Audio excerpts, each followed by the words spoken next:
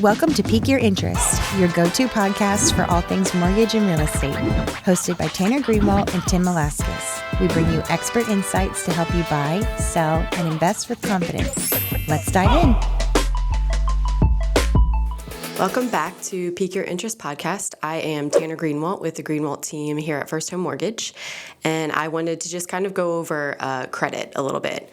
Credit is what drives the whole process when you're looking to purchase a home. You know, we look at your credit score, we look at all the debts that are appearing on the credit report, and we kind of apply that to what if you were to buy a home and what that looks like kind of thing. Sometimes clients come to us and they need some type of credit repair or their credit isn't exactly where it needs to be.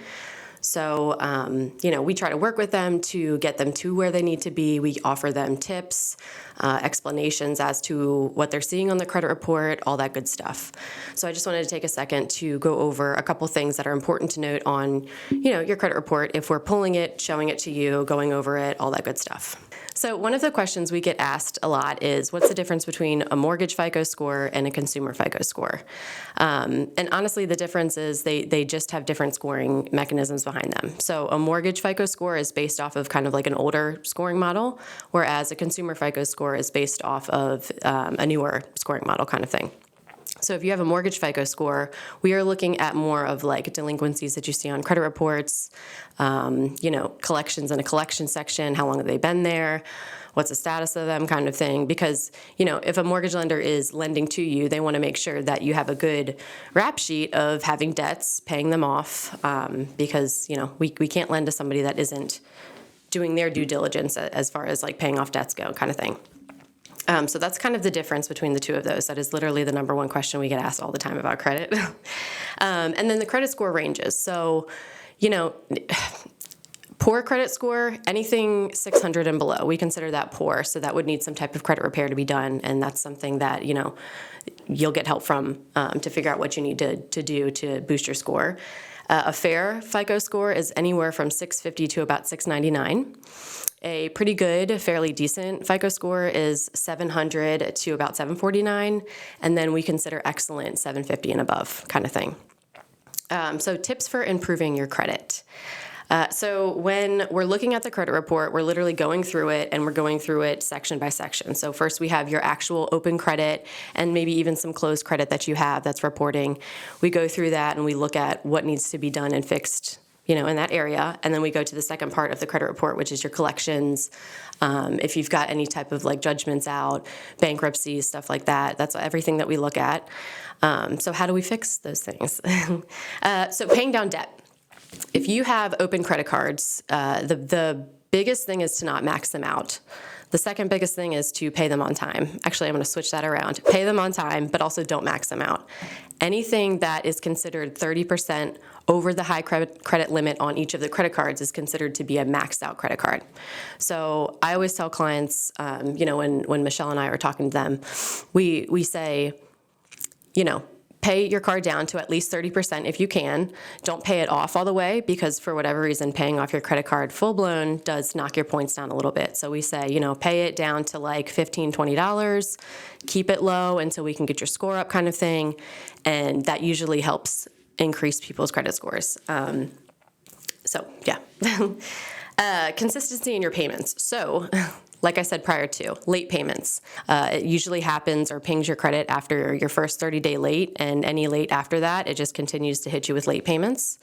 So late payments are something that we heavily look at, because we want to make sure, as a mortgage company, if we're lending to you, that you're able to pay off your mortgage just like you're able to pay off all the other debts you're seeing on your credit report kind of thing. Inquiries. So inquiries, it depends on the type of credit report pool that you get done on yourself. So there's hard credit report pools, and then there's soft credit report pools. If you're looking to get pre-qualified with our team, we do a soft credit report pool where it generates 2 scores for us, and we're able to kind of gear off of that until you do go under contract, and then that's when the hard credit pool comes. But if you just have people randomly, pulling your credit, that is considered hard credit pulls unless they tell you otherwise. And the hard inquiries usually take away 5 to 10 points depending on the creditor, what type of credit it is, all that good stuff. So we always tell people to just keep your inquiries low to non-existent if possible. If you absolutely have to have somebody check your score, it's understandable, but don't have a bunch of people check your score at once. All that does is it makes it kind of look like, you're desperate for credit from somewhere. You're desperate from help or financing from somewhere. It's not a good look. So keep your inquiries low if possible. And then your collections. So collections can be a little bit tricky, almost because of the type of collection that's reporting. So usually if you have a debt and you aren't paying on it, it ends up going into some type of collection.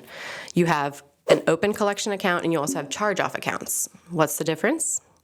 So charge-off accounts are basically the creditor saying, we've tried to get this debt paid off. They're not paying the debt off. We're going to put it in a charge-off status. We're going to stop going after these people to try to collect the debt, and this is the status it's in. They can send it to a third party and transform it into a collection if they wanted to, for them, creditor, whoever, to go after you for that past due amount, or they can leave it in charge-off status. Collections are open collections, so it's literally a past due amount that they're still trying to come after you for to get paid, satisfied, whatever. So those are the two differences between those two. Now, in order to get rid of the collections, usually you can call up the creditor that holds your account, and you can say, listen, I can pay it off in full. I can make some sort of settlement on it. Can we get it into a payment plan so I can pay it off? The goal is to try to figure out how to satisfy the debt. But then the second part to that is removing the debt in full. So you can always call up and say, hey, if I pay off this $500 credit card bill that I have a collection for in full today, would you guys be willing to remove it from the collection section for me? And they'll either agree or they won't agree to do that. If they do, that's huge in boosting your score, because getting a collection removed, obviously, you're wiping away some debt. You satisfied it, you're good. So collections definitely are something you want to look at if you have them open. The status of them, you want to know what the status is of them and how to kind of move forward with them. Collections are kind of a big thing.